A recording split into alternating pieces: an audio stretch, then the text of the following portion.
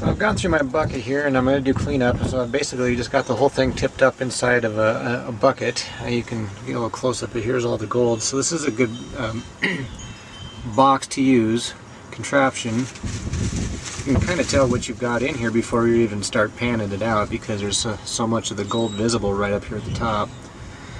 So basically all I've got is here stuck in a bucket. I'm just going to turn the water on and flush it right down into this bucket.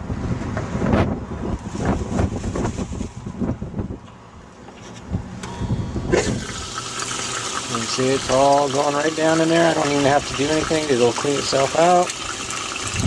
All I gotta do is turn off the water. All my good stuff is now in the bucket. Okay, so after I've got everything in the bucket, I dumped out all the water. You can see that's all that's left in there. Not much. It's all heavy black sand. Not a whole lot left, so that's all I got to pan. Makes it pretty simple. So we'll dump that in the pan.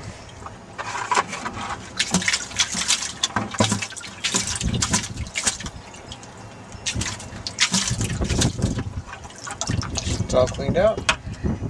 And we just gotta simply pan it down and see what we got in there.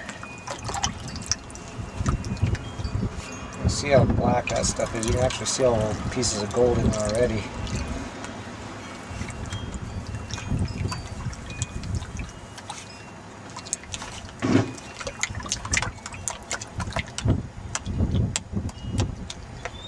Working my way down a little bit at a time, back and forth, and take it back, shake it around, go forward again, just tip it back and forth. See all the white stuff coming off the top there, leaving all the black stuff.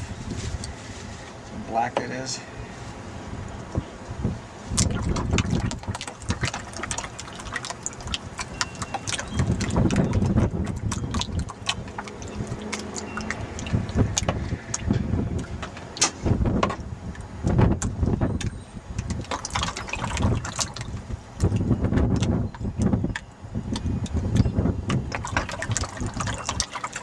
Bring it back and shaking it, re-stratifying everything.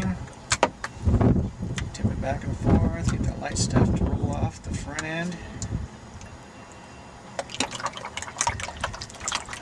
Now there's still quite a bit of black sand in here, and you're still not going to be able to see all the gold because there's so much black sand. Doesn't look like there's a whole lot in there. When the gold is as tiny as that stuff is, as fine as it is, it gets hidden in there pretty good. So we'll take it back and see what we can see.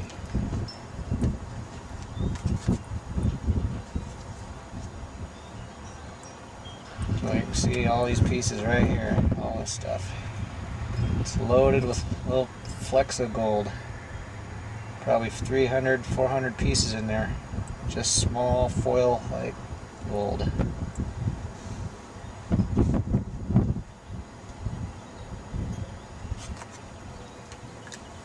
Stratify that again and give you another view.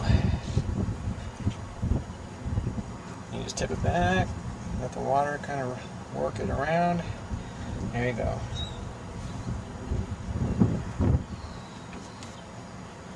See if we can get a good view of that here.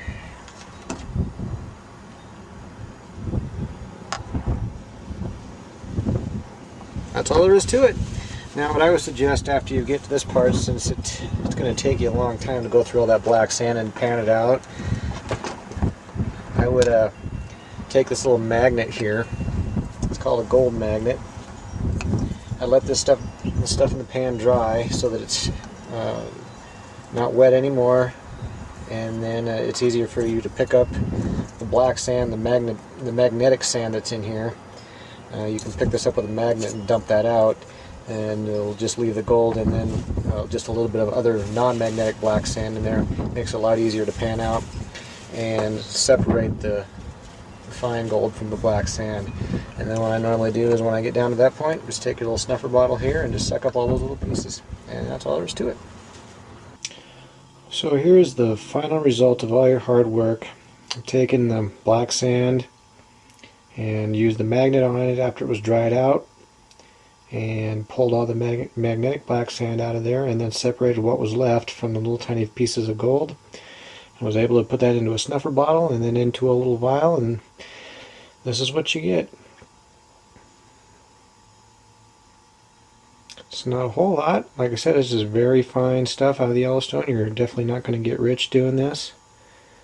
But if you want to practice your hand at panning and recovering fine gold, this is the perfect place to do it. It's not too far away to go, and there's gold to be found.